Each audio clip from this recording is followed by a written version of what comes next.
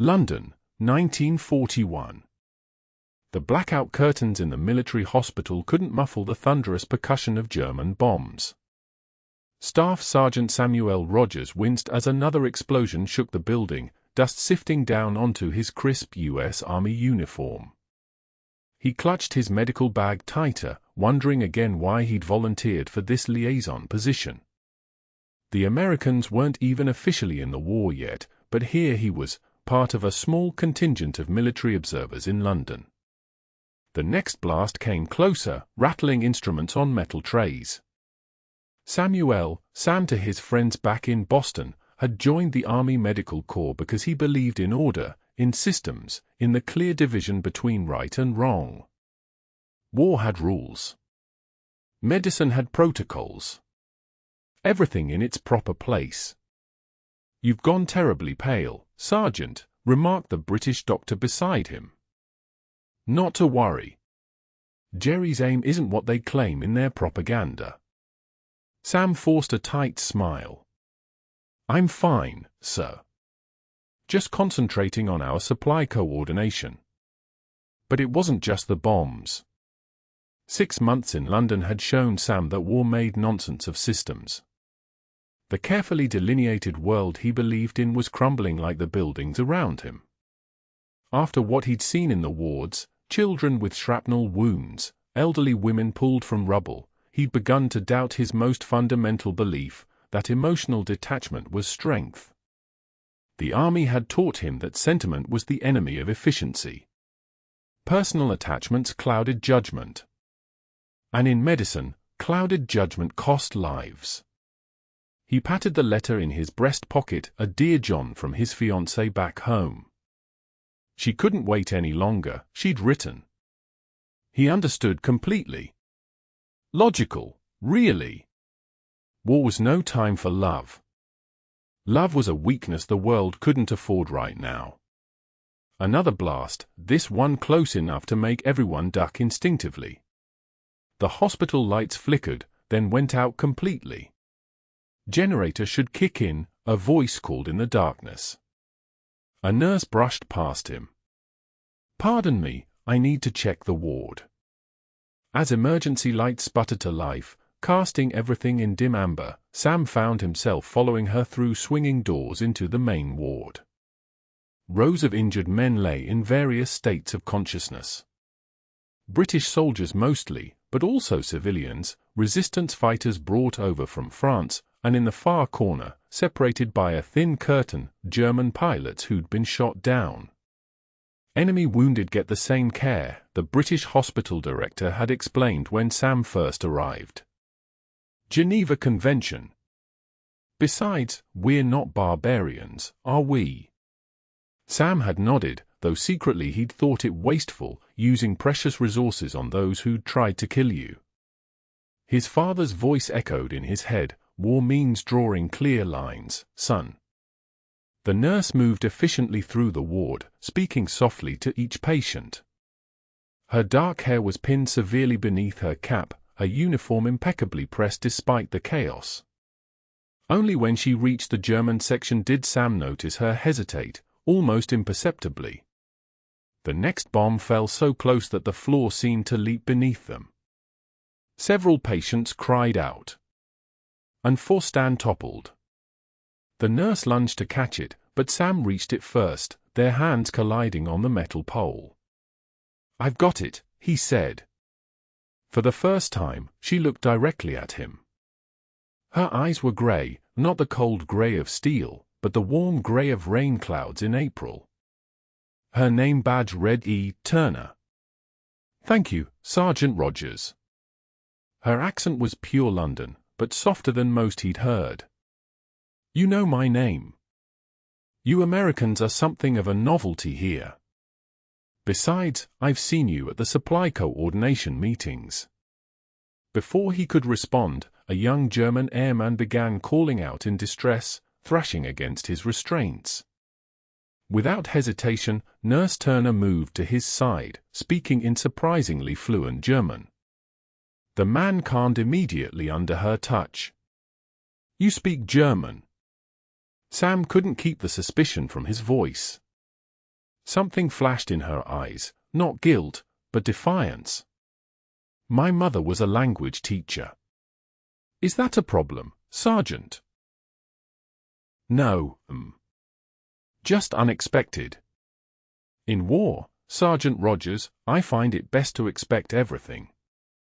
As she turned to leave, the air raid sirens wailed again, and the hospital director's voice came over the loudspeaker, all personnel to shelter stations.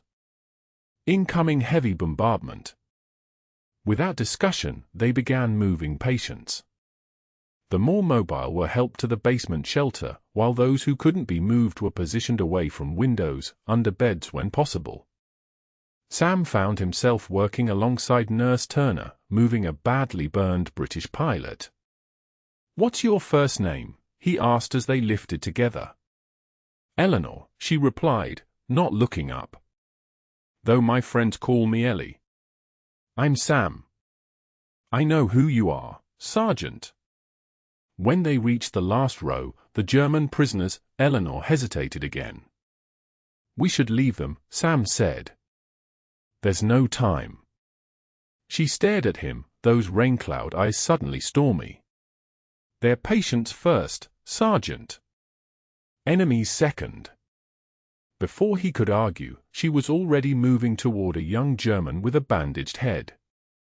Sam stood frozen, torn between ingrained prejudice and his physician's oath. Then he saw the fear in the young airman's eyes, the same fear he'd seen in British eyes, in children's eyes. He stepped forward to help. They spent the next 3 hours in the basement shelter as bombs transformed London above them. Eleanor worked tirelessly, moving between patients without regard to uniform. Sam found himself watching her more than was professionally appropriate. When the all-clear finally sounded, they emerged to find part of the hospital's east wing had taken a direct hit. Miraculously, it had been evacuated in time. "Good thing we moved everyone," Eleanor said quietly, standing beside him as they surveyed the damage. Sam nodded, unable to admit that he'd been wrong, that his instinct to leave the enemy wounded behind had been both unethical and incorrect. "Thank you for your help today, Sergeant," she said formally, turning to go. "Sam," he corrected. "And I'd like to thank you with a cup of tea. If that's permitted." "It's permitted," she replied with the ghost of a smile, "but I'm afraid I'm on duty for another 12 hours. Tomorrow, then?" Something in her expression shifted, caution, perhaps. "I don't think that would be wise, Sergeant."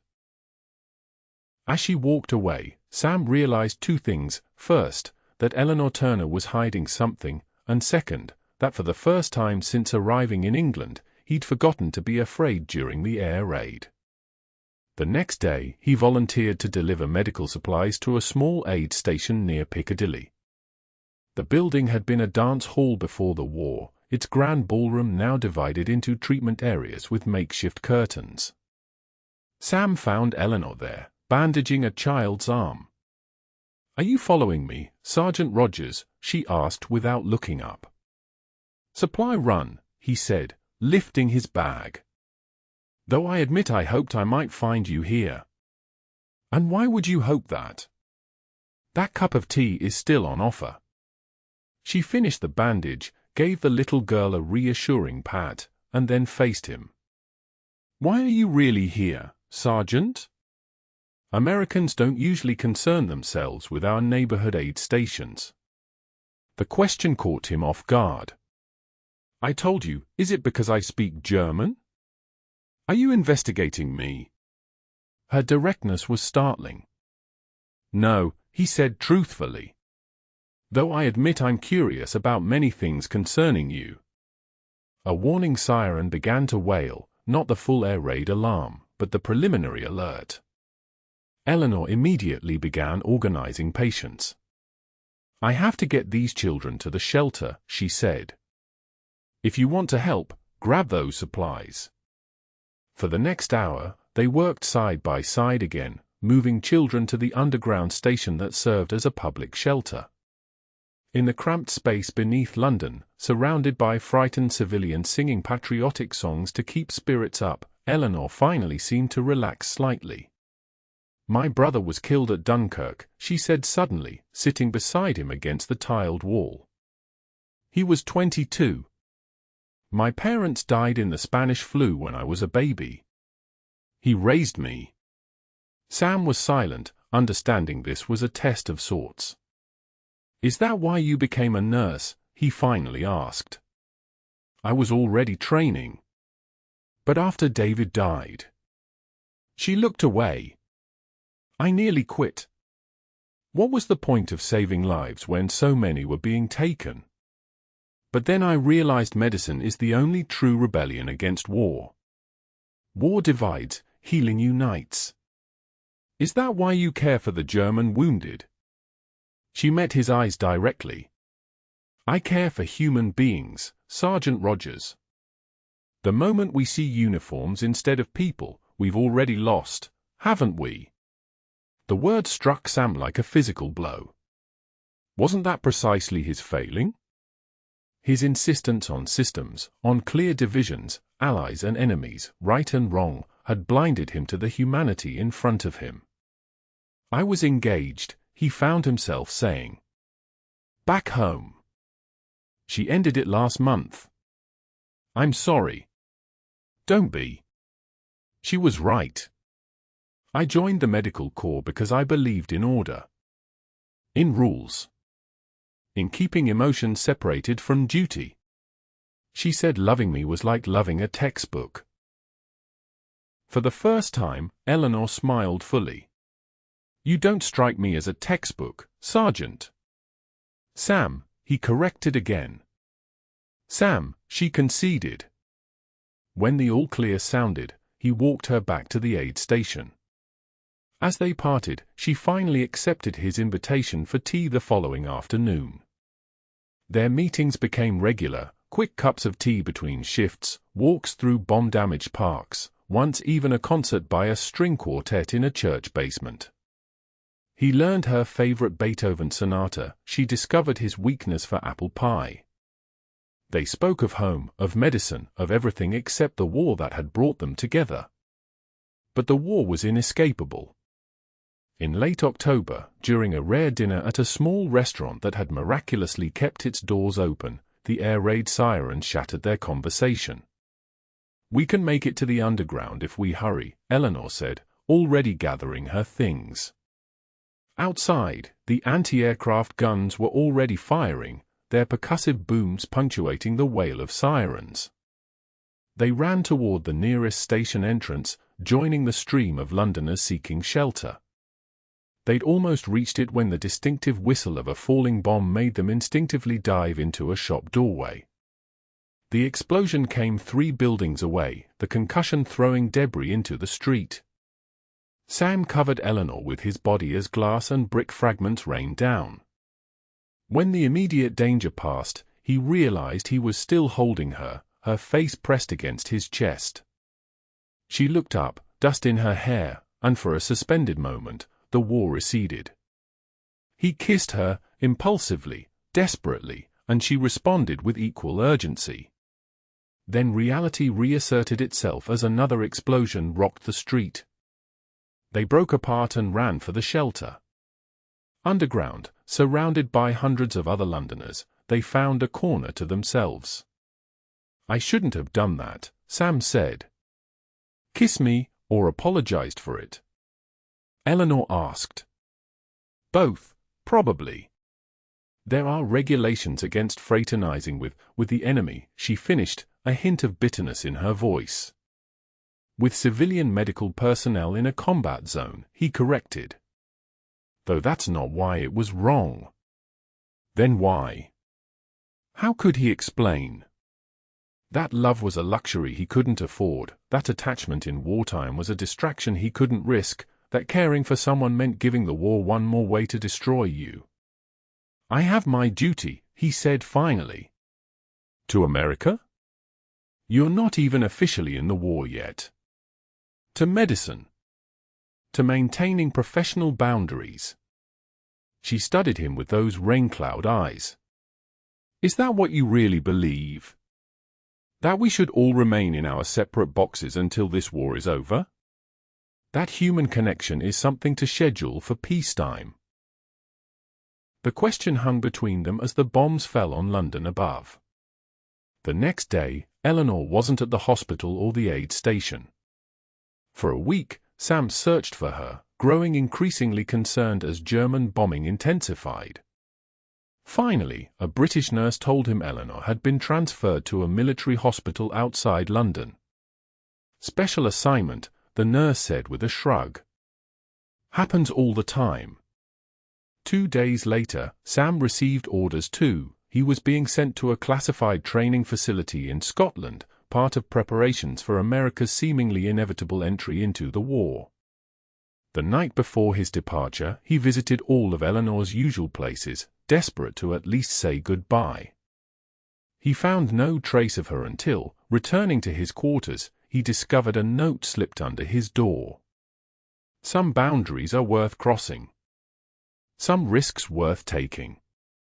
I've learned this from you, even if you haven't learned it yourself yet. Be safe, Sam. Scotland proved to be just the first stop in a whirlwind of reassignments. When Pearl Harbor brought America officially into the war in December, Sam was transferred to North Africa, then Italy as Allied forces pushed northward. Through it all, he carried Eleanor's note, now worn at the creases from frequent rereading. The war transformed Sam.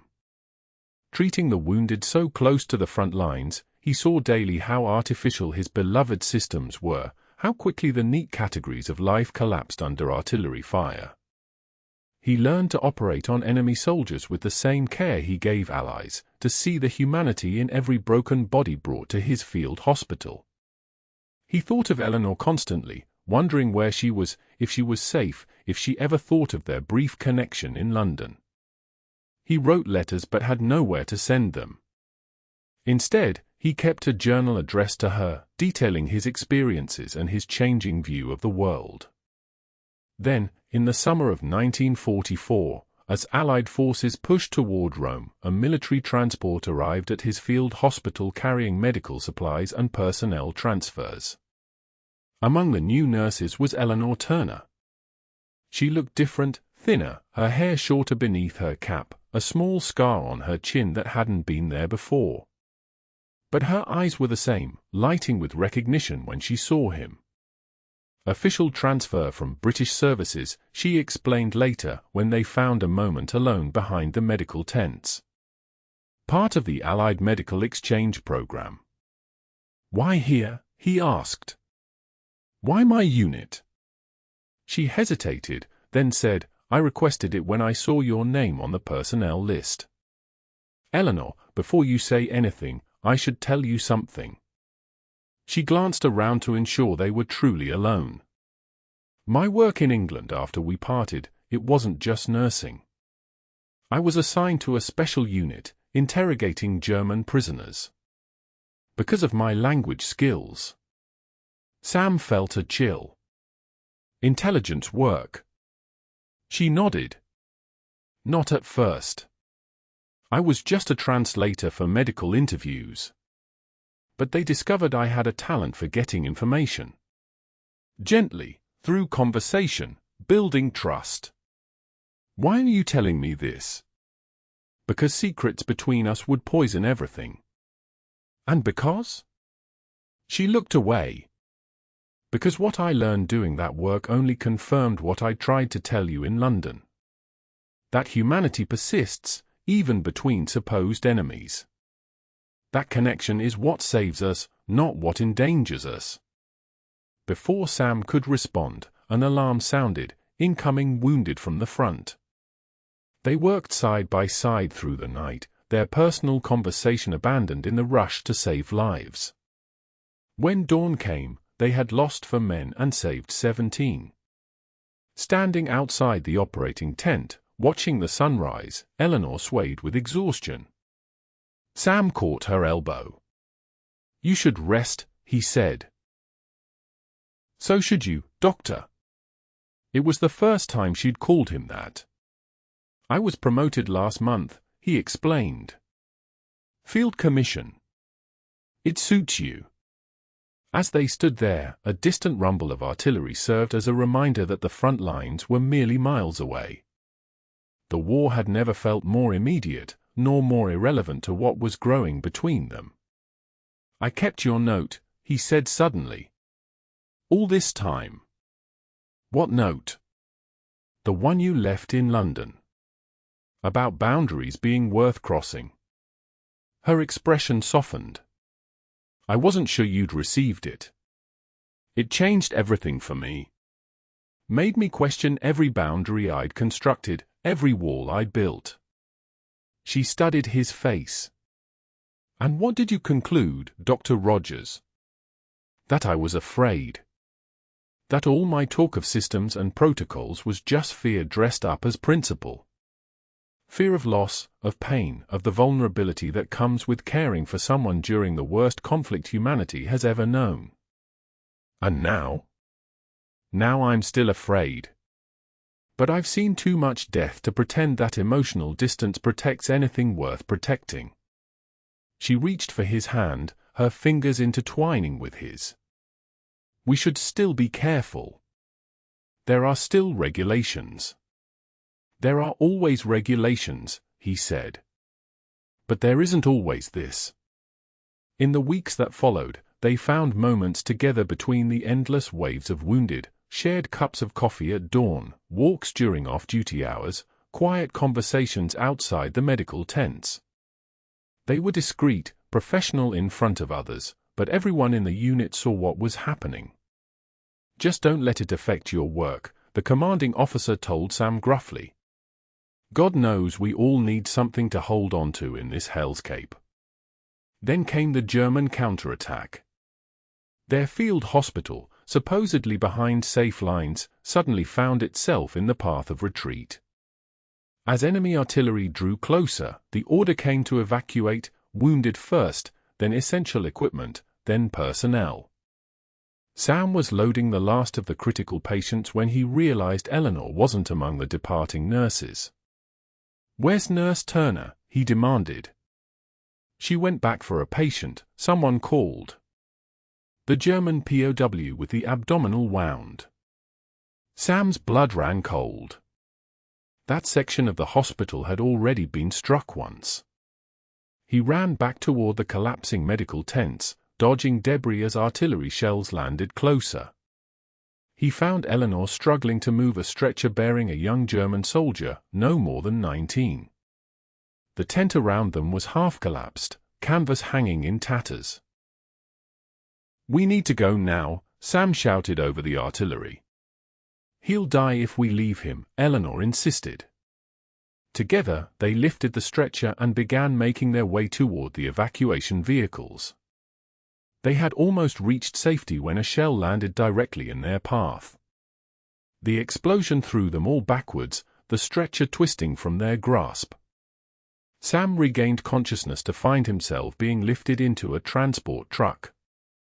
His head throbbed, and something warm trickled down his face. "Eleanor," he managed to say. "Where's Nurse Turner?"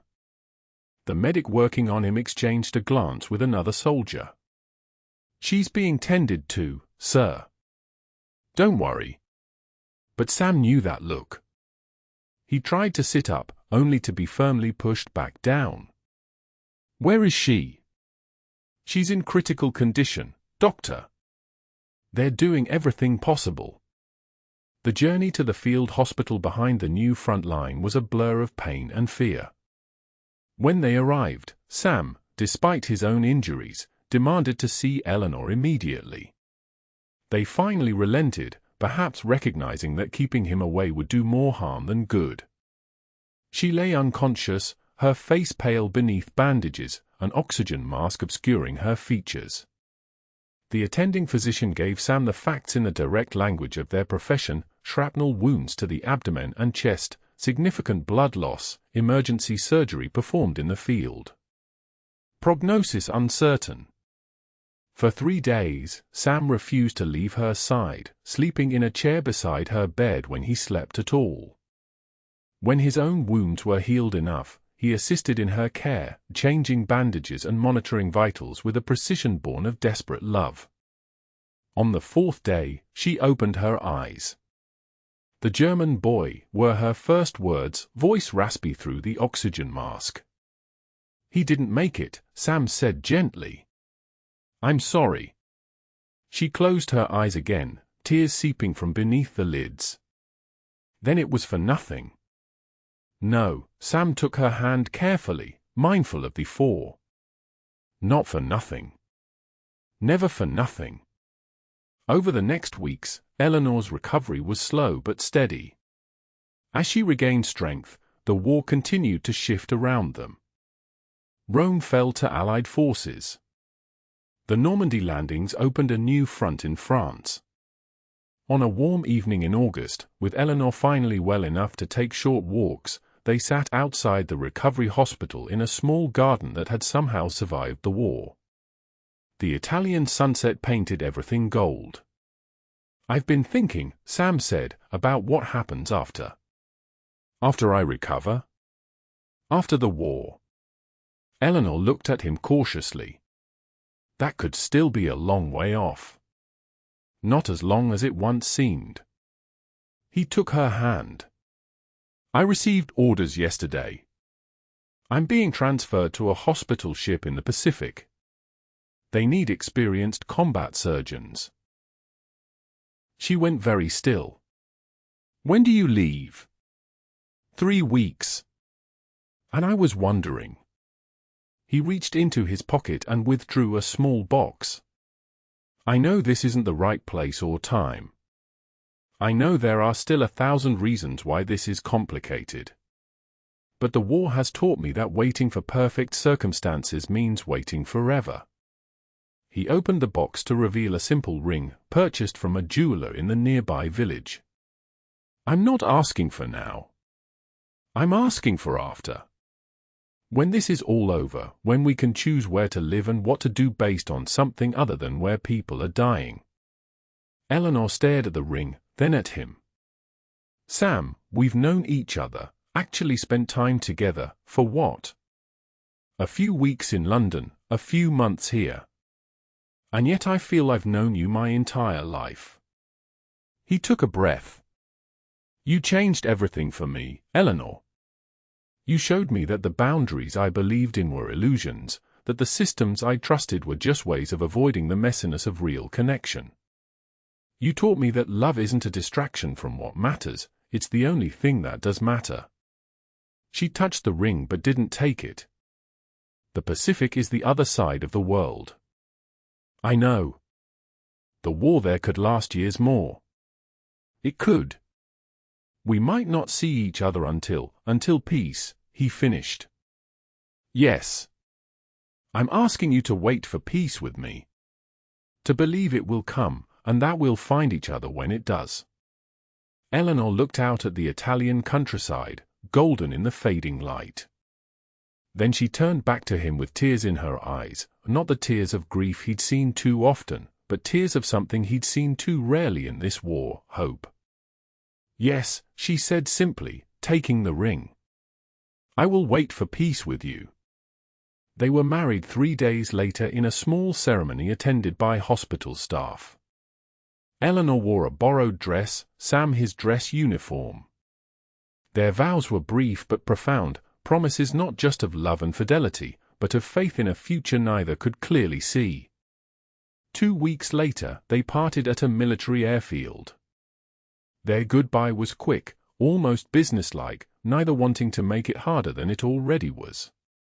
"I'll write every day," Sam promised. "I'll expect a letter every month, then," Eleanor replied with a sad smile, knowing the realities of wartime mail. "When peace comes, I'll be waiting," she finished. "In London. My aunt's house in Hampstead. She left it to me." As his transport plane lifted off, Sam watched Eleanor's figure grow smaller until she was just a point, then nothing at all. He carried her image in his mind across oceans. The war in the Pacific proved as brutal as feared. From his hospital ship, Sam treated casualties from Leyte Gulf, Iwo Jima, Okinawa. His letters to Eleanor traveled unpredictable routes, sometimes arriving in batches, sometimes not at all. Hers came just as irregularly. She had been transferred back to England, then to a rehabilitation hospital for returning soldiers. When the news of VE Day reached his ship in May 1945, Sam allowed himself, for the first time, to truly believe he might see her again. But the war in the Pacific ground on. Then, in August, the unimaginable, atomic weapons, Japan's surrender, and suddenly, incredibly, peace. The transition happened so quickly that Sam found himself disoriented, unable to process that the slaughter had actually stopped. Military demobilization was chaotic and slow. It wasn't until November that Sam finally received his discharge papers and booked passage to England. The journey took weeks: military transport to San Francisco, a train across America to see his parents briefly in Boston, then a civilian ocean liner to Southampton. He arrived in London on a grey December morning in 1945. The city was transformed from the one he'd left, still scarred by bombs, but with a vitality that defied the winter gloom. People walked with their eyes up, not scanning for aircraft. He took a taxi to the address in Hampstead, his heart pounding as they drew closer. What if she'd changed her mind? What if the distance and time had been too much?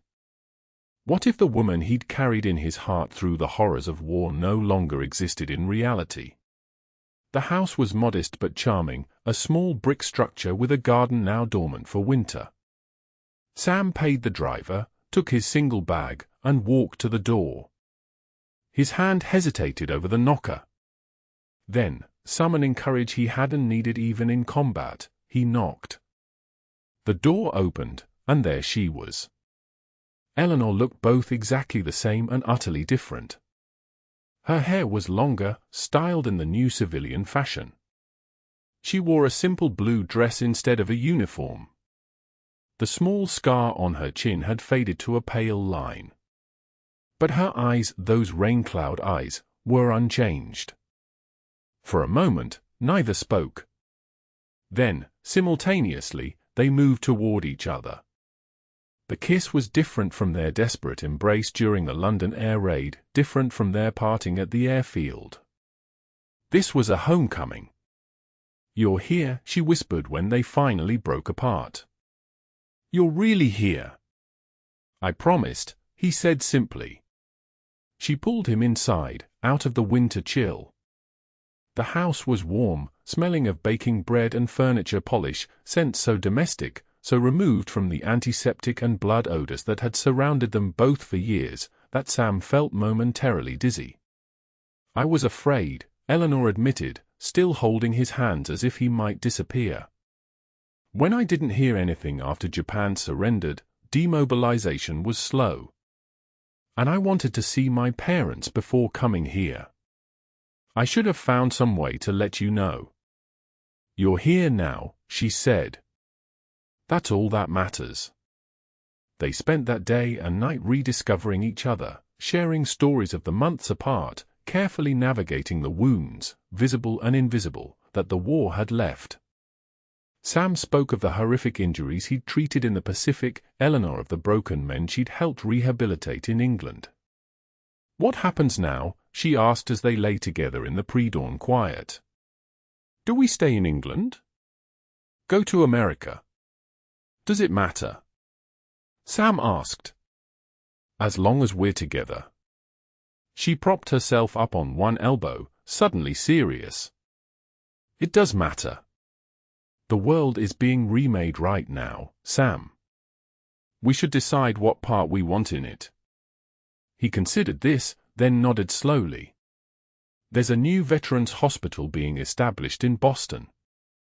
They're looking for experienced doctors. And nurses. America, then. If you're willing."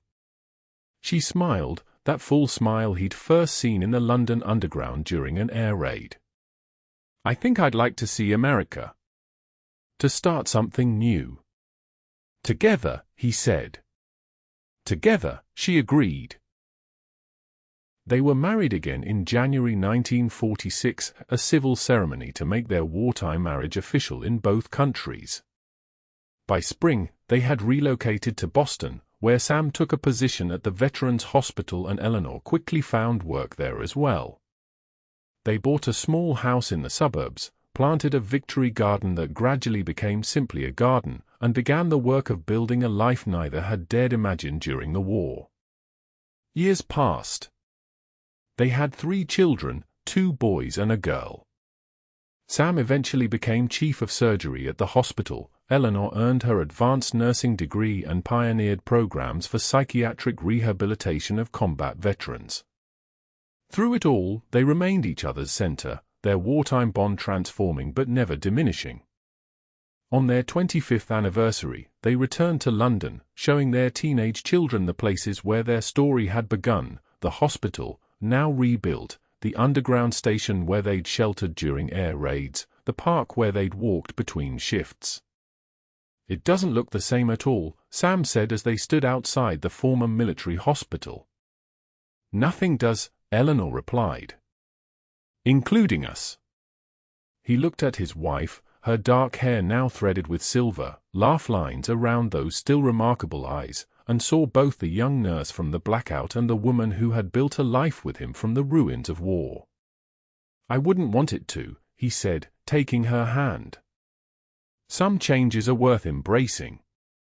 As decades passed, as their children grew and had children of their own, Sam and Eleanor became the keepers of a history that fewer and fewer people remembered firsthand. They spoke at schools occasionally, not of battles and campaigns, but of how humanity persisted even in humanity's darkest hour. "The true miracle of our lives," Eleanor told a university audience on the 50th anniversary of VE Day, wasn't surviving the war. It was finding love in the midst of so much hatred, connection in the midst of so much destruction. "We learned," Sam added, "that the boundaries we create, between nations, between people, are illusions. Sometimes it takes catastrophe to teach us that the only thing that truly matters is our shared humanity." On their 70th anniversary, now great-grandparents and both well into their 90s, they danced together at a party organized by their extended family. Moving slowly in each other's arms, they swayed to Glenn Miller's Moonlight Serenade. "Do you remember when we heard this in London?" Eleanor asked. "At that church basement concert." "I remember everything," Sam said softly. "The blackout curtains. The air raid sirens. The way you looked in your nurse's cap. The first time I saw you treat that German boy with such compassion. And I remember a very serious American doctor who thought love was a distraction from duty." She smiled up at him, her eyes still that same warm gray. "I'm glad I proved you wrong." "The most wonderful defeat of my life," he agreed. As the music played and their family watched with misty eyes, the elderly couple continued their dance, a dance that had begun in the darkness of World War and continued, unbroken, through 70 years of peace.